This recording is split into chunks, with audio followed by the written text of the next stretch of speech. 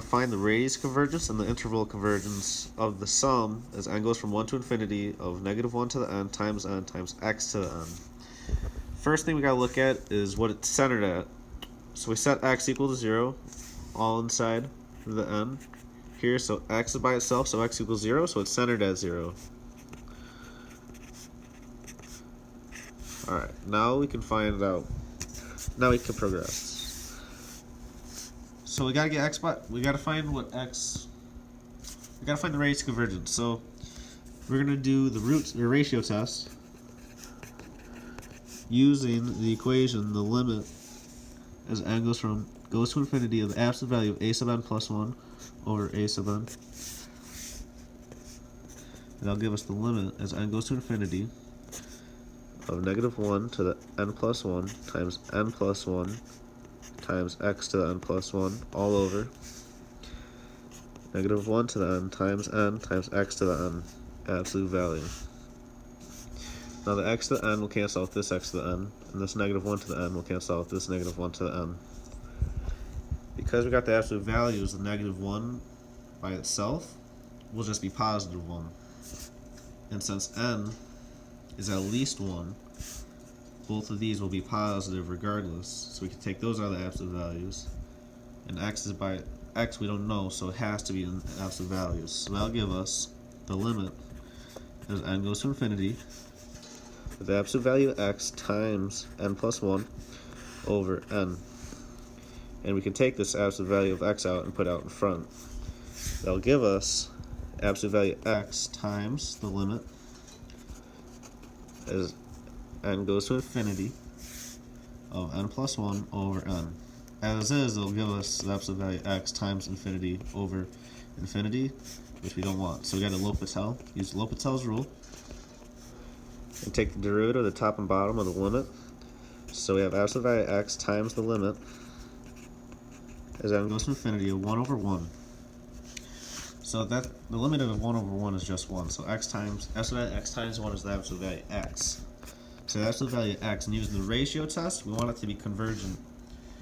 And the ratio test, if it's less than 1, it's convergent. If it's greater than 1, it's divergent. If it is 1, it's inconclusive. So we got to set it less than 1. So the absolute value x is less than 1. Now 1 has become a radius of convergence. So that's our r. So radius of convergence is 1. And since we're centered at 0, our interval of convergence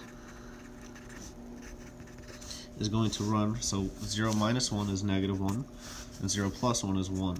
We got to find out if it's parentheses or brackets. So to find those, we have to plug in -1 and 1 into our original. So starting with -1 first, got the sum as n goes from 1 to infinity, -1 times n times n. Now plug in an x value of -1, you got -1 to the n. So we got these two -1 to the n's. That'll give us -1 to the 2n. It's the same thing as -1 squared to the n. -1 squared is just 1 to the n. 1 to the n, any 1 times any number, like to the any power, is just 1. Any positive number power is just 1. So in reality, our sum is going to go from n to infinity, or 1 through to infinity, of just n. Now, using the divergence test, we take the limit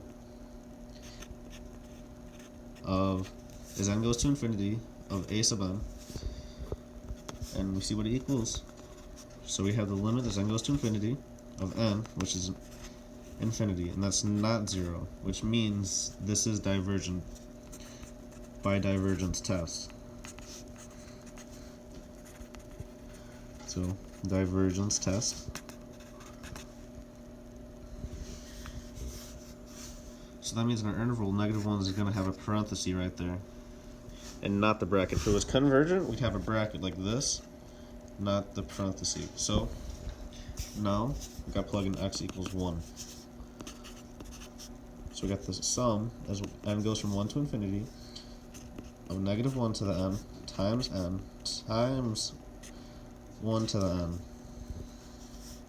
which I already said 1 to any positive power is just going to be 1, and the n is at least 1. So in reality we have the sum as n goes from 1 to infinity of negative 1 to the n times n.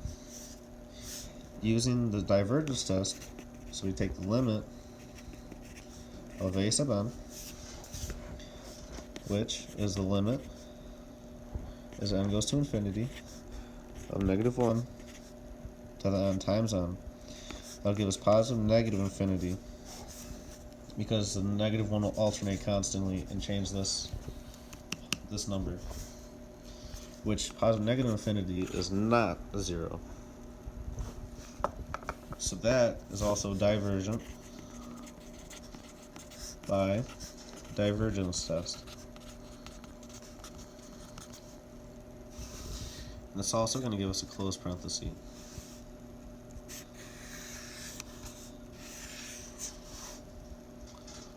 Or it's going to give us the parenthesis, not the bracket. I'm going to clean this up a little bit. So now we have a radius convergence, which is 1, and our interval convergence, which is parenthesis negative 1 comma 1 parenthesis. And that's how you solve that one. So I hope it helped you guys out. Good luck. See you around.